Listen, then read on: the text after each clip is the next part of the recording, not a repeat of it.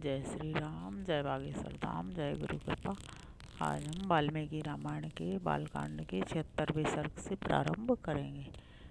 जय राम रमा रमनम समनम भव ताप भयाकुल पाहि जनम अब देश सुरेश रमेश विभो शरणागत मांगत पाहि प्रभो।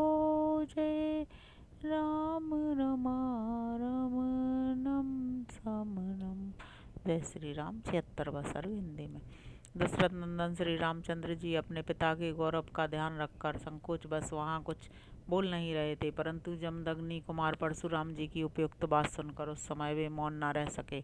उन्होंने परशुराम जी से कहा, रघुनंदन ब्राह्मण, आपने पिता के ऋण से उऋण होने की, पिता के मारने वाले का वध करके बैर का बदला चुकाने की भावना लेकर जो क्षत्रिय संहार रूपी कर्म किया है उसे मैंने सुना है, और हम लोग आपके उस कर्म का अनुमोदन भी करते हैं। भार्गव, मैं क्षत्रिय धर्म से युक्त हूँ, तो भी आप मुझे पराक्रमहीन और असमर्थ सा मानकर मेरा तिरस्कार कर रहे हैं। अच्छा, अब मेरा तेज और पराक्रम देखिए। ऐसा कहकर शीघ्र पराक्रम करने वाले श्री रामचंद्र जी ने कुपित हो परशुराम जी के हाथ से वह उत्तम धनुष और बाण ले लिया।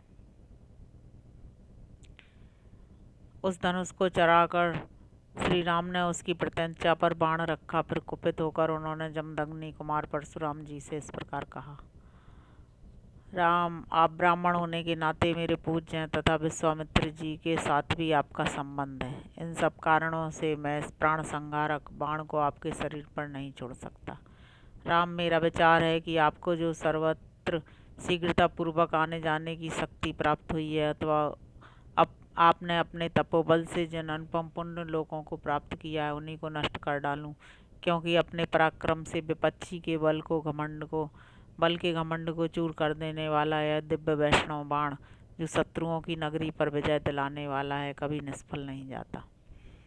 उस समय उस उत्तम धनुष और बाण को धारण करके खड़े हुए श्री रामचंद्र जी को देखने के लिए संपूर्ण देवता और ऋषि ब्रह्मा जी को आगे करके वहां एकत्र हो गए। गंधर्व, अप्सराएं, सिद्ध, चारण, किन्नर, यक्ष, राक्षस और नाग भी उस अत्यंत अद्भुत दृश्य को देखने के लिए वहां आ पहुंचे। जब श्री रामचंद्र जी ने वह श्रेष्ठ धनुष हाथ में ले लिया, उस समय सब लोग आश्चर्य से जड़बत हो गए। वीरहीन हुए जमदग्नि कुमार राम ने दशरथ नंदन श्री राम की ओर देखा। तेज निकल जाने से वीरहीन हो जाने के कारण जड़बत बने हुए जमदग्नि कुमार परशुराम ने कमल नयन श्री राम से धीरे धीरे कहा, रघुनंदन, पूर्व काल में मैंने कश्यप जी को जब यह पृथ्वी दान की थी, तब उन्होंने मुझसे कहा था कि तुम्हें मेरे राज्य में नहीं रहना चाहिए। ककुत्स्थकुल नंदन, तभी से आप अपने गुरु कश्यप जी की इस आज्ञा का पालन करता हुआ मैं कभी रात में पृथ्वी पर नहीं निवास करता हूँ, क्योंकि यह बात सर्वविदित है कि मैंने कश्यप के सामने रात को पृथ्वी पर न रहने की प्रतिज्ञा कर रखी है। इसलिए वीर राघव, आप मेरी इस गमन शक्ति को नष्ट न करें। मैं मन के समान वेग से अभी महेंद्र नामक श्रेष्ठ पर्वत पर चला जाऊंगा। परंतु श्री राम, मैंने अपनी तपस्या से जिन अनुपम लोगों पर विजय पाई है, उन्हीं को आप इस श्रेष्ठ बाण से नष्ट कर दें। अब इसमें विलंब नहीं होना चाहिए।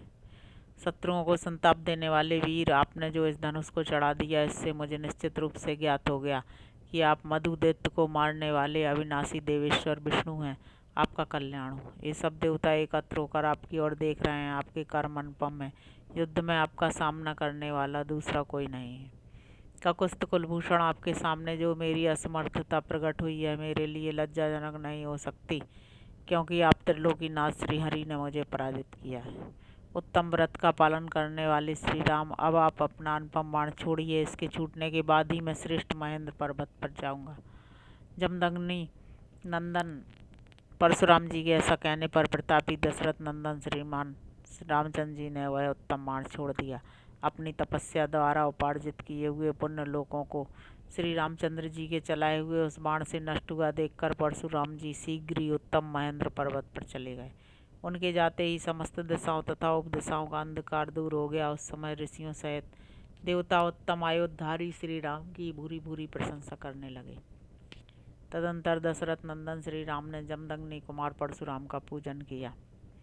उनसे पूजित हो प्रभावशाली परशुराम दशरथ कुमार श्री राम की परिक्रमा करके अपने स्थान को चले गए। इस प्रकार श्री वाल्मीकि निर्मित आर्ष रामायण आदि काव्य के बालकांड में 76वां सर्ग पूरा हुआ।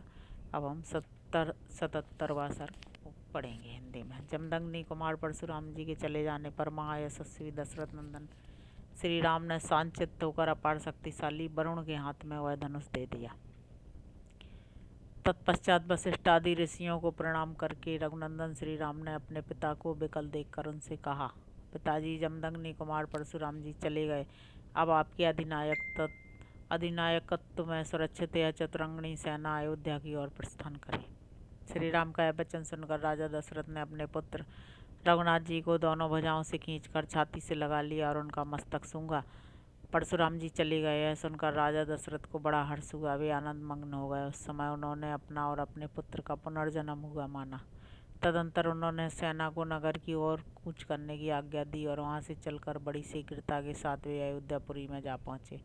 उस समय उस पुरी में सब और ध्वजा पताकाएं फहरा रही थीं। सजावट से नगर की रमणीयता बढ़ गई थी और भांति भांति के वाद्यों की ध्वनि से सारी अयोध्या गूंज उठी थी। सड़कों पर जल का छिड़काव हुआ था, जिससे पुरी की सुरम्य शोभा बढ़ गई थी। यत्र तत्र ढेर के ढेर फूल बिखेरे गए थे। पुरवासी मनुष्य हाथों में मांगलिक वस्तुएं लेकर राजा के प्रवेश मार्ग पर प्रसन्नमुख होकर खड़े थे। इन सबसे भरी पुरी तथा भारी जन समुदाय से अलंकृत हुई अयोध्यापुरी में राजा ने प्रवेश किया। नागरिकों तथा पुरवासी ब्राह्मणों ने दूर तक आगे आकर महाराज की अगवानी की थी। अपने कांतिमान पुत्रों के साथ महायशस्वी श्रीमान राजा दशरथ ने अपने प्रिय राजभवन में, जो हिमालय के समान सुंदर एवं गगनचुंबी था, प्रवेश किया। राजमहल में स्वजनों द्वारा मनोवांछित वस्तुओं से परम पूजित हो राजा दशरथ ने बड़े आनंद का अनुभव किया। महारानी कौशल्या, सुमित्रा, सुंदर कटी प्रदेश वाली केकई तथा जो अन्य राजपत्नियां थीं, वे सब बहुओं को उतारने के कार्य में जुट गईं। तदंतर राज परिवार की उन स्त्रियों ने परम सौभाग्यवती सीता, यशस्विनी उर्मिला तथा कुशध्वज की दोनों कन्याओं मांडवी और श्रुतकीर्ति को सवारी से उतारा और मंगल गीत गाती हुई सब वधुओं को घर में ले गईं। वे प्रवेश कालिक होम कर्म से सुशोभित तथा रेशमी साड़ियों से अलंकृत थीं। उन सब ने देव मंदिरों में ले जाकर उन बहुओं से देवताओं का पूजन करवाया।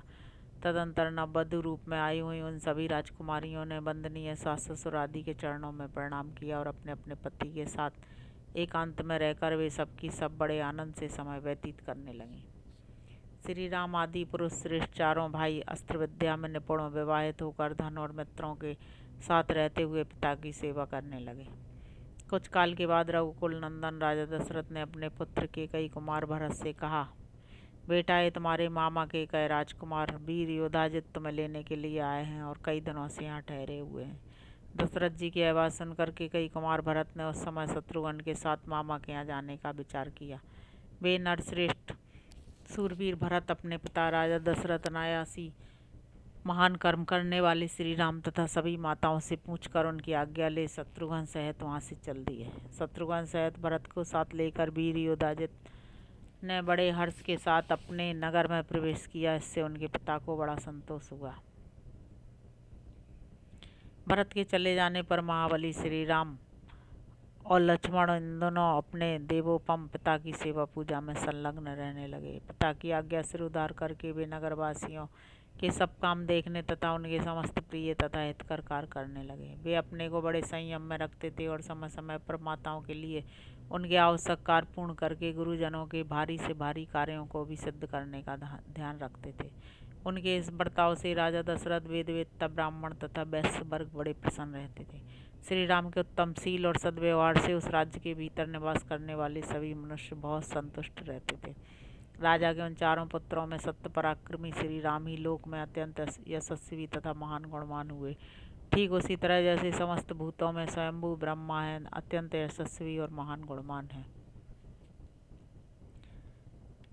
श्री रामचंद्र जी सदा सीता के हृदय मंदिर में विराजमान रहते थे तथा मनस्वी श्री राम का मन भी सीता में ही लगा रहता था। श्री राम ने सीता के साथ अनेक ऋतुओं तक विहार किया। सीता श्री राम को बहुत ही प्रिय थी, क्योंकि वे अपने पिता राजा जनक द्वारा श्री राम के हाथ में पत्नी रूप से समर्पित की गई थी। सीता के पातिव्रत आदि गुण से तथा उनके सौंदर्य गुण से भी श्री राम का उनके प्रति अधिकाधिक प्रेम बढ़ता रहता था। इसी प्रकार सीता के हृदय में भी उनके पति श्री राम अपने गुण और सौंदर्य के कारण द्विगुण प्रीति पात्र बनकर रहते थे। जनक नंदिनी मिथिलेश कुमारी सीता श्री राम के हार्दिक अभिप्राय को भी अपने हृदय से ही और अधिक रूप से जान लेती थीं तथा स्पष्ट रूप से बता भी देती थीं। वे रूप में देवांगनाओं के समान थीं और मूर्तिमती लक्ष्मी सी प्रतीत होती थीं। श्रेष्ठ राजकुमारी सीता श्री राम की ही कामना रखती थीं और श्री राम भी एकमात्र उन्हीं को चाहते थे।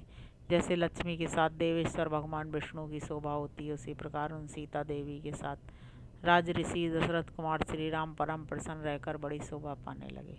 इस प्रकार श्री वाल्मीकि निर्मित आर्ष रामायण आदि काव्य के बालकांड में 77वां सर्ग पूरा हुआ और बालकांड भी आज समाप्त हुआ। जय श्री राम, जय बागेश्वर धाम, जय गुरु।